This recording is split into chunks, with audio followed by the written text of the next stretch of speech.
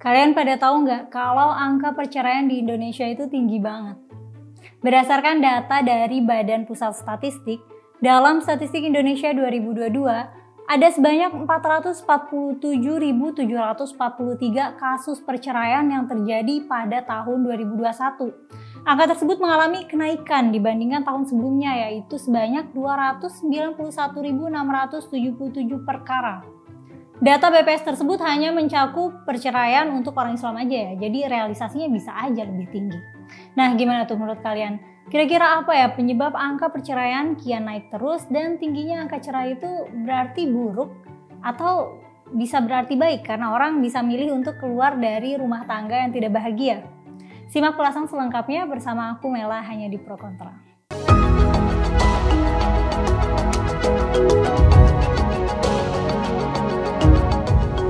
Berdasarkan data dari Badan Peradilan Agama, beberapa penyebab dari perceraian yang umum itu adalah karena faktor perselisihan dan pertengkaran, ekonomi, terus ada yang pergi nggak baik lagi, KDRT, ada yang pemabuk, murtad, dihukum penjara, judi, poligami, zina, kawin paksa, cacat badan, dan madat.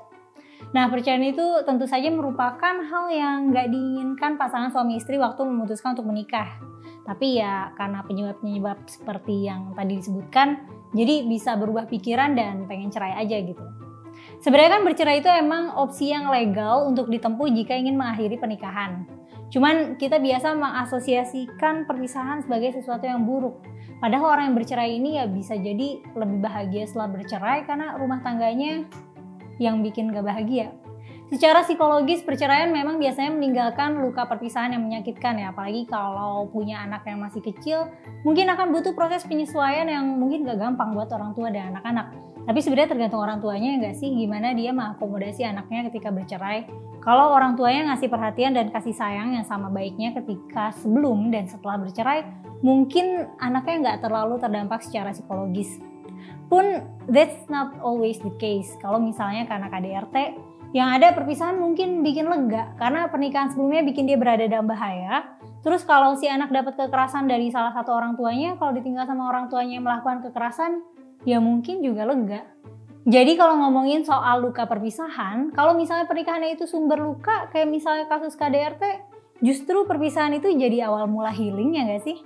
Atau misalnya ya bisa aja udah gak punya tujuan yang sama lagi, udah gak satu visi, atau karena apapun lah alasan yang bikin hidupnya gak bahagia karena pernikahannya. Terus nih ya, konsekuensi lainnya selain konsekuensi psikologis itu mungkin konsekuensi ekonomi ya. Akan ada penyesuaian manajemen finansial di keluarga itu yang mungkin ada pihak yang terdampak. Dan ini juga belum tentu buruk, kalau ada gono gini kan bisa disepakati di pengadilan. Kalau angka perceraian tinggi berarti si pasangan nih atau salah satunya merupakan pihak penggugat menyadari kalau mereka tidak lagi menginginkan pernikahan dan memutuskan untuk menyudahinya. Biasanya sih pengadilan itu pro rujuk ya, disarankan mediasi dulu dan lain-lain. Aku nggak tahu sih, tapi kalau menyangkut kekerasan justru harusnya urusan administrasi soal perceraian itu lebih dipermudah ya nggak sih? Umumnya orang menikah itu ya tujuannya pengen settle, permanently settle. Tapi usia pernikahan kan tuh ya kalau berdasarkan life expectancy, misalnya nih kita nikah usia 25, meninggal usia 80, berarti kan usia pernikahan sampai mati itu 55 tahun. Lama banget kan? Banyak hal yang bisa terjadi dalam 55 tahun, termasuk berubah pikiran soal pernikahannya. Misalnya ya, for whatever reason, pernikahannya nggak bahagia dan mereka milih bertahan. Apa iya ini adalah opsi yang lebih baik dari bercerai? Bisa jadi iya, kalau masalah apapun yang mereka hadapi bisa resolve dengan produktif. Mereka jadi lebih dewasa dalam menghadapi konflik misalnya, dan jadi orang yang lebih baik. Tapi most likely nggak juga, bisa jadi ya mereka end up nggak happy terus. Bener-bener tergantung masalahnya apa dan gimana orang-orangnya sih ya.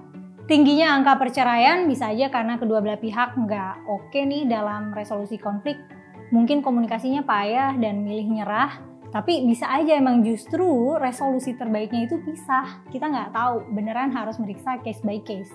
Pernikahan itu biasanya dianggap sakral kan di banyak budaya dan agama. Jadinya emang opsi untuk bercerai itu kayak opsi yang waduh jangan sampai deh gitu. Kita jadi biasa juga untuk menggeneralisir kalau perceraian tuh buruk. Kalau ada seleb yang cerai, beritanya pasti masuk headline dan heboh gitu. Terus respon kita terhadap perceraian jadi umumnya either nggak setuju karena ada bias nganggap perceraian itu buruk, atau kita jadi kasihan gitu sama orang yang cerai, padahal kan banyak detail yang kita nggak tahu. Bisa aja di suatu kasus kita lebih proper untuk merespon congratulations instead of I'm sorry. Karena kasusnya beragam ya, tiap kasus aku sih cenderung melihat perceraian itu netral. Toh opsi cerai itu legal kok. Kalau menurut kamu gimana nih? Atau kamu punya pengalaman yang dekat nggak sama perceraian? Cerita dong di kolom komentar. Makasih ya sudah menonton sampai selesai. Jangan lupa untuk like, share, dan subscribe ya. Aku Mela pamit dulu, sampai ketemu lagi di Pro Kontra pekan depan.